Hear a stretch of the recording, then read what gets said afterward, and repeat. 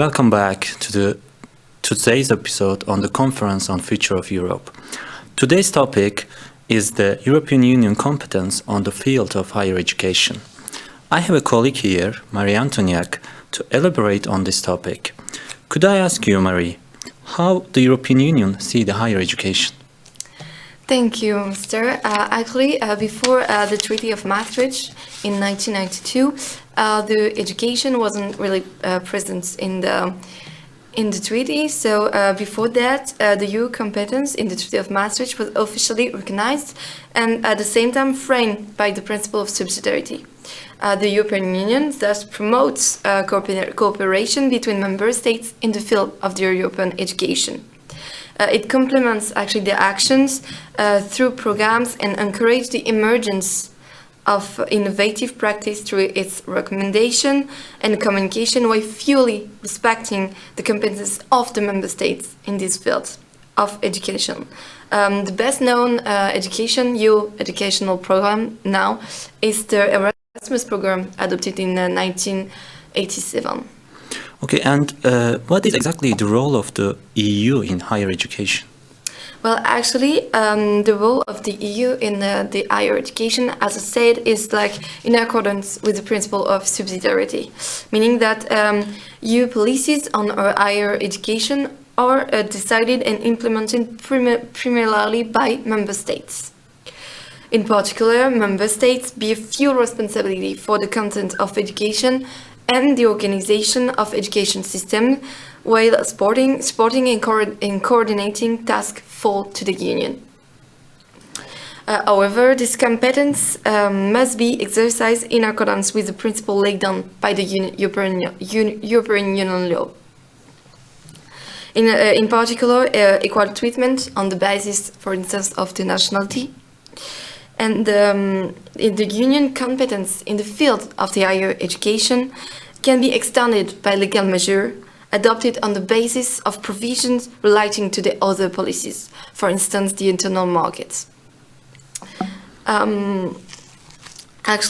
European Union legislates also in the field of the migrants and the right to education. Okay, and what is the Bologna Process? Could you explain to me, please? Yes, of course. Well, in many respects, there is a lot of experts that consider that the Bologna Process as a revolution in the development of higher education.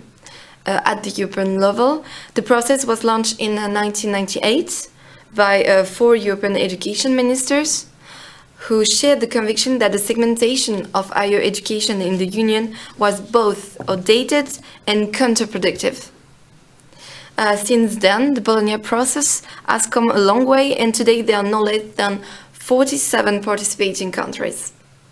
The Bologna Process is an intergovernmental initiative for voluntary policy convergence toward a common higher education structure. The main objective of the Bologna Process at the beginning was to create a European higher education area. Additional objectives included enhancing the competitiveness and attractiveness of European higher education, as well as encouraging the mobility of other student population and thereby the employability through the establishment of a common system of undergraduate and graduate studies. And what are the existing difficulties of this field? Actually, there is both difficulties in this field today. There is first the problem of the quality of the higher education, and in the second, there is the recognition of the qualification. For the first one, quality assurance in higher education is essential in order to build an attractive and integrated European education area. With globalization, economic integration, and the increasing mobility of workers and academics, the need for a system of recognition of qualification obtained abroad has become increasingly necessary. But there is the emergence of the so-called diploma mills, which are the fake diploma selling on the internet. Those problems has highlighted the need to put in place appropriate tools in the distinguished training from fake diplomas. So the solution of the European was to establish the European Association of Quality Assurance. in the higher education. And there is also the problem of the recognition of qualification, and for that, this is the European area of competence and qualification, which was introduced.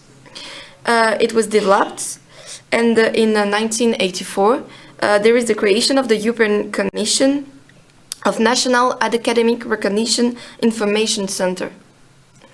This is, it provides guidance on the recognition of diploma and study periods in the European Union. However, higher education institutions are largely autonomous and decide whether or not to admit foreign students and to grant exemption to students for certain part of the programs on the basis of studies undertaken abroad. And actually, there is a lot of case instituted for the subject, because even in criminal law, for the fourth master degree, for instance, there is the open bar ministries, where there is two masters of degrees that have selling fake diplomas to students, and there have been conduct in criminal law for these purposes. Actually, there is more than half of respondents that assume that the qualification will be recognized in the EU order. But the other is finally, only 12% of respondents were aware of the European qualification framework.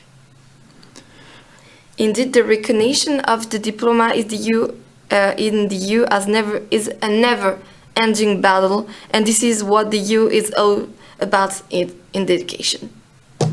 Thank you very much, Marie, for this interesting discussion, and we will see you on the next episode. Thank you.